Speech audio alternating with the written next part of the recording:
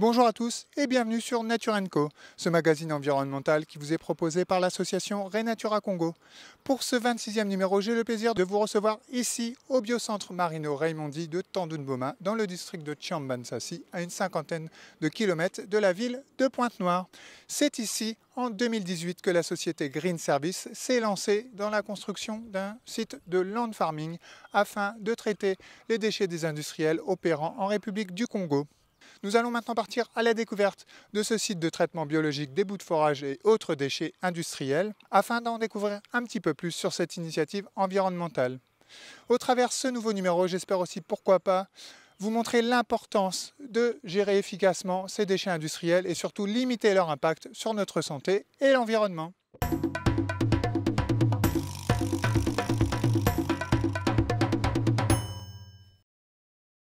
Je me trouve à présent avec Lionel Sanz, le directeur de travaux et chargé de la communication de Green Service. Bonjour Lionel. Salut. Est-ce que tu peux nous expliquer de manière générale quel est le procédé utilisé, comment vous procédez pour traiter tous ces déchets industriels? Alors bon, notre vocation est essentiellement de traiter des boues polluées par des hydrocarbures. Et donc nous travaillons avec un consortium de bactéries qui nous est procuré par un de nos partenaires de Saint-Marin, qui s'appelle BEA. Et ce consortium de bactéries digère les hydrocarbures. En les digérant, ça brise les chaînes hydrocarburées, ce ne sont donc plus des hydrocarbures, et on n'est plus dans une situation polluante. Bien au contraire, puisque en fait, on valorise ces déchets qu'on peut à la suite utiliser comme amendant de sol, comme améliorant des sols. Du coup, en quoi cette technique, on l'a compris, qui est biologique, qui est protectrice dans l'environnement, change d'un traitement relativement classique, entre guillemets, par exemple les enfouissements qu'on peut rencontrer un petit peu partout ici en Afrique? Disons que toutes les techniques qui sont utilisées par nos concurrents pour l'instant sont essentiellement des solutions qu'on peut considérer comme provisoires et ne réglant en fait rien au problème. On est soit devant des solutions d'enfouissement, faire un trou, mettre une protection plastique dans le trou, balancer les bouts là-dedans et refermer. L'autre solution, c'est l'incinération. Et l'incinération, par définition, elle va avoir un bilan carbone extrêmement lourd, mais pas seulement un bilan carbone, c'est qu'on va brûler aussi des produits soufrés, des choses comme ça. On n'a rien réglé, on a déplacé le problème. C'est ça. On l'a vu en allant visiter le biocentre, vous avez un total de 16 bassins pour traiter les bouts de forage et tous ces produits hydrocarbures, ces produits pétroliers. Combien à peu près cela peut représenter de quantité de déchets pétroliers que vous pouvez traiter en une seule fois, entre guillemets? On peut traiter environ 2000 mètres cubes. Au-delà de ce traitement biologique des bouts de forage que vous récupérez des industriels opérant ici en République du Congo, est-ce que vous avez d'autres projets un petit peu comme ça, environnementaux, au sein de ce biocentre? Oui, bien sûr. On peut pas s'arrêter à une seule activité, de toute façon. Nous étudions des possibilités de traiter d'autres types de produits. Mais pour l'instant, c'est à l'étude et nous n'avons pas vraiment de programme lancé, si ce n'est un compostage de matière organique issue de la restauration. Vous avez aussi des infrastructures qui sont là pour favoriser la protection de l'environnement dirais-je, au sein de ce biocentre. Je pense notamment à ce projet de château d'eau qui est en réflexion au sein de Green Service. Le château d'eau que nous comptons construire, nous sommes bloqués parce que, comme nous avons peu d'activités actuellement, on a peu de rentrée d'argent. Donc on est coincé sur le château d'eau, qui est un investissement quand même relativement important. Mais donc pour l'instant, nous avons monté une fontaine pour le village, pour les villageois, sur laquelle on leur fournit de l'eau potable. Malheureusement, on ne peut leur fournir de l'eau potable que lorsque notre centrale thermique fonctionne. Alors, elle ne fonctionne que lorsque nous avons des activités sur place. On ne va pas faire tourner la centrale pour rien. La centrale, alors qu'on n'est pas sur place, dépenser du carburant. Donc, l'idée est, avec ce château d'eau, qui va normalement faire 10 000 litres, c'est de pouvoir fournir en permanence cette fontaine, mais pas seulement. Ça nous fait aussi une réserve incendie extrêmement importante. Le château d'eau va être situé, grosso modo, au milieu de notre ensemble de bâtiments, ce qui fait que si on a un problème d'incendie, on pourra le régler très facilement grâce à cette ville. Outre le château d'eau, on a aussi un laboratoire à construire. Et on a aussi un centre de formation qu'on aimerait monter, sur lequel on a juste les fondations qui sont en place et qu'on a différé si dédié. D'accord, très bien. Merci Lionel en tout cas pour ces explications claires. Et j'espère, pourquoi pas, à très vite sur un prochain numéro de Nature & Co.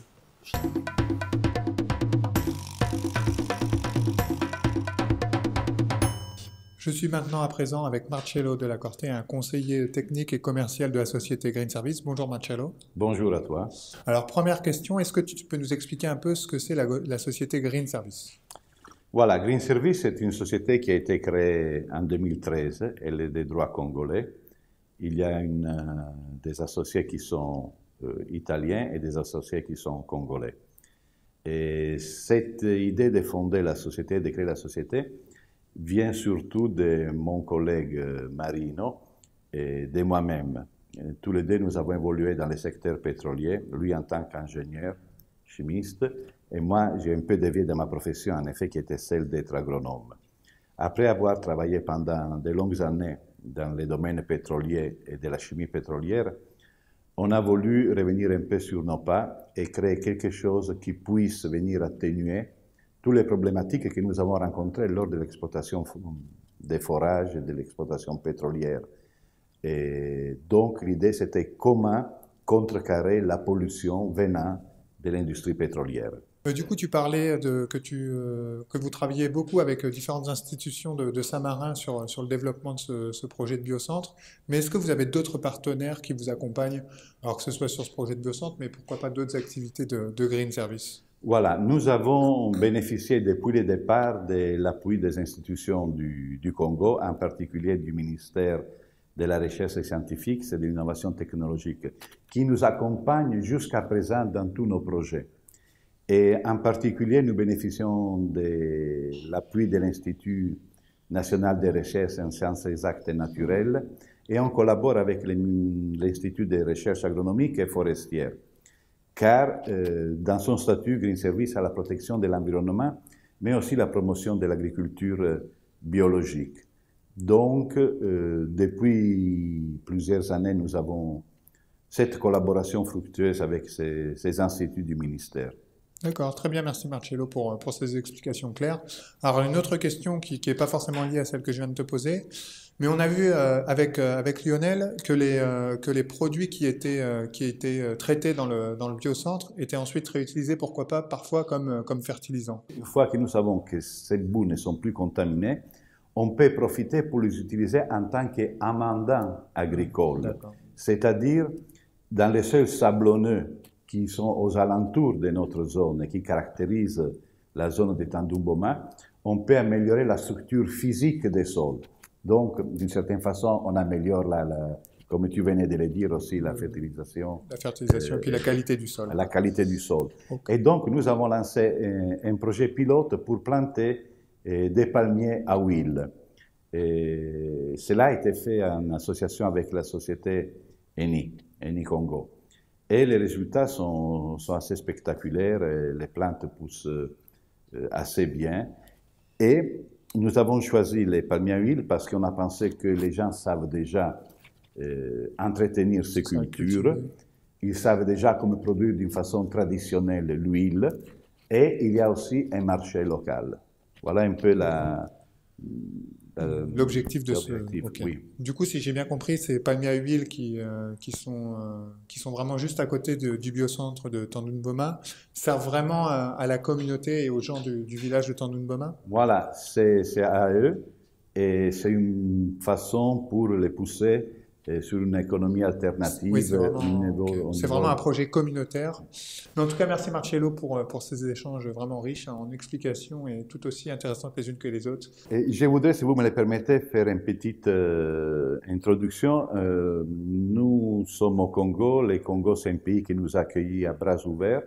Et je trouve que c'est notre devoir, non seulement de faire du travail utile et sérieux, mais aussi d'apporter une aide aux populations avec des projets sociaux ou à des classes démunies et défavorisées. Eh ben, vraiment merci en tout cas Marcello, et donc j'espère, pourquoi pas, comme je te disais, à très vite sur un prochain numéro.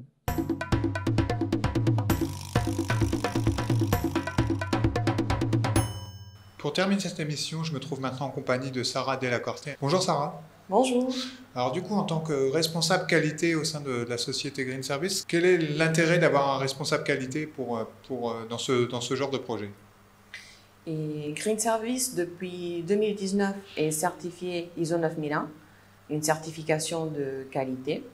Et nous avons décidé de prendre cette certification comme garantie, on va dire, d'une meilleure prestation pour nos clients, pour nos employés et pour nos fournisseurs. Et c'est pour ça que nous avons obtenu la certification. D'accord. Alors justement, qui la donne cette certification ISO 9001? Alors tout d'abord, je voudrais préciser que, à mon connaissance, aujourd'hui, nous sommes les seuls, ici dans la sous-région, à avoir obtenu dans notre domaine cette certification de qualité. Il y a des entreprises qui sont qualifiées pour délivrer ces types de certifications, comme Bureau Veritas ou SGS. Et donc, c'est à la société, on va dire, de choisir par rapport à la certification qu'ils veulent prendre, l'entreprise qui est accréditée pour délivrer ces certifications. La certification a une validité de 3 ans et une fois par an, il y a un contrôle, un audit qui est amené par, on va dire, la société qui délivre la certification. Et donc, ils font des contrôles d'évaluation, que le système pendant toute l'année a été bien respecté et mis en place. Et du coup, mon rôle, c'est que pendant tous les 3 ans de certification, de voir que l'entreprise respecte la norme. Bien sûr, il y a une norme qui est écrite à respecter, mais aussi voilà, que tout le système de management de qualité est mis en place et respecté annuellement. Ah oui, donc ça va même au-delà des normes environnementales, il y a aussi un management derrière, un management particulier à respecter pour avoir cette norme ISO 9001. Bien sûr, ça ne se limite pas seulement à la ISO 9001. Très bien, bah merci Sarah, je pense qu'on y voit un petit peu plus clair maintenant. Tu es chargée des affaires sociétales de Green Service. Est-ce que tu peux nous dire rapidement un petit peu en quoi consiste ce volet social que vous avez développé au sein de la société? Pour le biocentre, mais aussi, pourquoi pas, pour d'autres activités. Bien sûr. Alors, depuis que nous avons construit le centre de traitement biologique à Tandun-Boma, à 50 km de Pointe-Noire, nous avons mené plusieurs actions sociétales. Et pour les riverains, donc pour la population qui est aux alentours du biocentre, comme la construction d'un forage d'eau, mais aussi pour nos employés. C'est-à-dire que nous avons décidé pas seulement de dédier une partie du biocentre pour le traitement biologique des déchets, mais aussi pour le bien-être, on va dire, de nos employés, donc avec des logements, avec des sanitaires, avec un réfectoire, avec un soin de premier secours. Et je pense que ça aussi, ça rentre dans un système, on va dire, dans une vision, on va dire, d'action sociétale. Après, c'est vrai que nous avons mené plusieurs actions aussi avec des associations, comme par exemple l'association Johnny Chancel pour les albinos. Et nous avons par exemple on vient de terminer la campagne de cancer de traitement de la peau. Et c'est la première cause de mortalité. Et donc nous avons soigné à peu près 372 personnes affectes de ce cancer. Très bien, en tout cas vraiment merci Sarah pour t'être rendue disponible, pour avoir répondu à mes questions et j'espère qu'on se retrouvera très vite pour un prochain numéro de Nature & Co. Merci.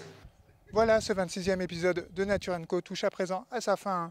Avant de clôturer cette émission, j'aimerais remercier Green Service pour leur accueil et leur disponibilité.